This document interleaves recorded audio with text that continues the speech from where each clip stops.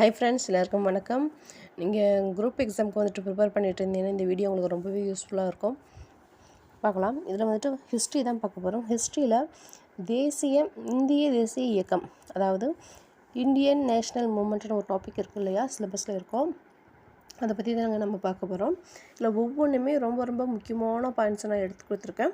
அதே போல் இது வந்து கண்டிப்பாக கேட்கக்கூடிய கொஷின்ஸாகவும் இருக்கலாம். இது படிச்சிங்க, இதிலிருந்து வருதுன்னா கண்டிப்பாக இது நீங்கள் ஃபுல்லாக இருந்தீங்கன்னா கண்டிப்பாக ஒரு மார்க் வாங்க முடியும். இதெல்லாம் நம்ம பார்க்குறது வந்து பிரம்ம சமாஜம். இந்த பிரம்ம சமாஜத்தை வந்து எப்போ தோன்றுச்சு அப்படின்னா 1828. பாருங்கள், 1828 ஞாபகம் வச்சுக்கோங்க. 1828 ஆகஸ்ட் 20. 1828 ஆகஸ்ட் 20 தோற்றுவித்தவர் ராஜாராம் மோகன் ராய். ராஜாராம் மோகன் ராய் ஃபஸ்ட்டு வந்துட்டு இவர் பேர் வந்துட்டு ராம் மோகன் ராய் தான். ராஜாங்கிற பேர் வந்து எப்படி வந்ததுன்னு பின்னாடி இருக்குது பாருங்கள். இவருடைய டேட் ஆஃப் பர்த்னா 1772. 1772 மே 22. இதெல்லாம் ஞாபகம் வச்சுக்கோங்க. இவருடைய ஊர் வந்துட்டு ஹூக்ளி மாவட்டம் ராதா நகருங்கிற ஒரு வில்லேஜில் தான் இவர் பிறந்தார். அந்த பிரம்ம சமாஜ் இந்த இயரும் பாருங்கள், அதே போல் டேட் ஆஃப் பர்த்தையும் பாருங்கள், ஈஸியாக ஞாபகம் வச்சுக்கலாம். ஓகே, இவர் வந்துட்டு ஒரு இயக்கத்தை தோற்றுவிக்கிறார் 1815. ஆத்மீய சபைங்கிற ஒரு இயக்கத்தை தோற்றுவிக்கிறாரு. அது வந்துட்டு காலப்போக்கில் வந்துட்டு அது வந்து சரியாக வரலை. அதனால் அது வந்துட்டு ஒரு பேர் மாற்றம் செஞ்சு தான் பிரம்ம சமாஜம்னு வந்தது. ஃபஸ்ட்டு ஆத்மீய சபைன்னு தான் இருந்தது. அதுக்கப்புறம் பேரை மாற்றினதுக்கப்புறம் தான் பிரம்ம சமாஜம்னு சொல்லி வந்தது. அந்த பேரை மாற்றினவர் யாருன்னா தேவேந்திரநாத் தாகூர். ஏன் இவர் வந்து ராஜாராம் மோகன் ராய் ஏற்படுத்தின அந்த இயக்கத்தை இவர் மாற்றினாருன்னா, அவர் சொல்லி மக்கள் எதுவும் கேட்கல, அதனால் இவரை வச்சு செய்ய வைக்கிறாரு. அந்த தேவேந்திரநாத் தாகூர் யாருன்னா ரவீந்திரநாத் தாகூர் இருக்கார் இல்லையா, நமக்கு எல்லாருக்கும் தெரிஞ்சவர். அவருடைய அப்பா தான் இந்த தேவேந்திரநாத் தாகூர். நல்லா ஞாபகம் வச்சுக்கோங்க. ஃபஸ்ட்டு வந்துட்டு ஆத்மீய சபைன்னு இருந்தது, அது பேரை மாற்றினதுக்கப்புறம் பிரம்ம சமாஜம்னு மாறினது. அப்படி மாற்றினவர் ரவீந்திரநாத் தாகூர். தேவேந்திரநாத் தாகூர் வந்து யாருன்னா ரவீந்திரநாத் தாகூருடைய அப்பா. சரிங்களா. அதுக்கப்புறம் 1828 ஆகஸ்ட் 20 ராஜாராம் மோகன் ராய் கல்கத்தாவில் வந்துட்டு ஒரு கோயிலை வந்துட்டு கட்டுறாரு. அதில் இருக்கக்கூடிய சாமி வந்துட்டு ஒரு கொள்கை இருக்குது. அதாவது இந்த பிரம்ம சமாஜத்தினுடைய கொள்கை என்ன அப்படின்னா, ஒரே கடவுள் ஒருவர் தான், வேறு எதுவுமே கிடையாது. கடவுள் ஒருவரே. ரொம்ப ரொம்ப முக்கியமான பாயிண்ட்டுங்க, எல்லாம் ஞாபகம் வச்சுக்கோங்க. பேரை மாற்றினவர் ரவீந்திரநாத் தாகூர். இந்த பாயிண்ட்லேருந்து கொஷின்ஸ் வரதுக்கு வாய்ப்பு இருக்குது, ஞாபகம் வச்சுக்கோங்க.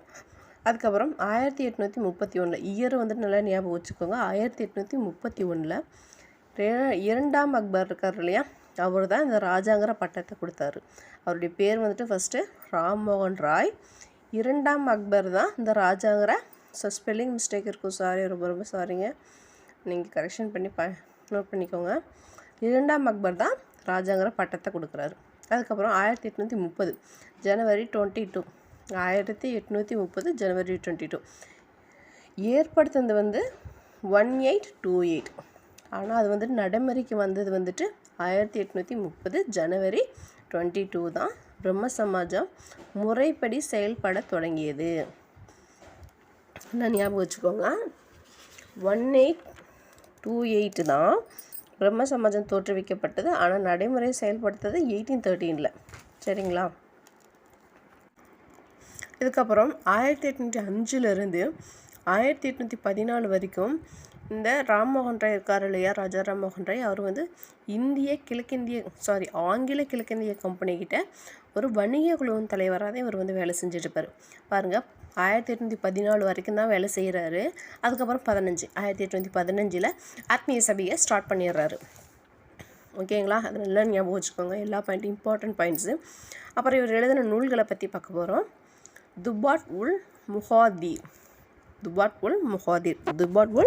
முஹாதீன், சாரிங்க, போட்ட இன் போட்டுக்கோங்க. 1803 வந்து தோற்றுவிச்சார்.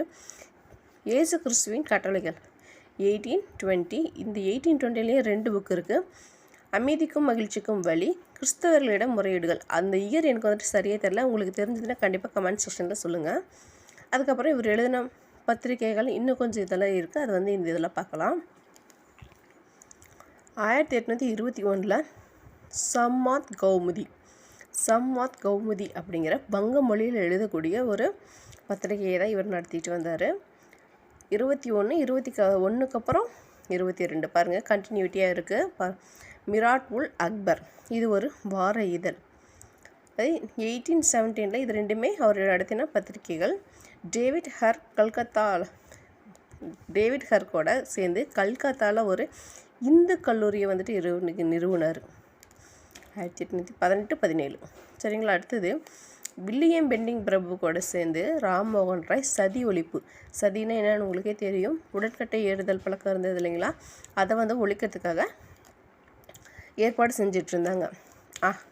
அதுக்கப்புறம் 1861 தான் இந்த சதி ஒழிப்பு சட்டம் வந்துட்டு இந்தியா ஃபுல்லாக ஃபாலோ பண்ணாங்க.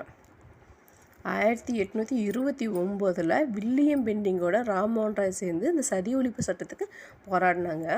1861 தாங்க, கிட்டத்தட்ட 30 வருஷம் கழிச்சு தான் இந்த சதி சட்டம் இந்தியா ஃபுல்லாக ஃபாலோ பண்ண ஆரம்பித்தாங்க. 1830 இரண்டாம் அக்பர் யார், ராஜாங்கிற பட்டத்தை கொடுத்தாரு பார்த்தீங்களா, அவர் தான் இந்த இரண்டாம் அக்பர். இவர் கிழக்கிந்திய கம்பெனிக்கிட்ட வேலை செஞ்சுட்டு ஓய்வு பெற்றுருவார். அவருக்கு ஓய்வூதியத்தை பெற்று தரத்துக்காக இவர் ராம்மோகன் ராய் இங்கிலாந்து போவார்.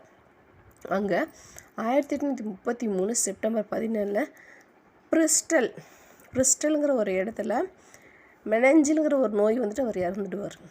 சரிங்களா. 1833 செப்டம்பர் 17 அப்போ இறந்துடுவார்.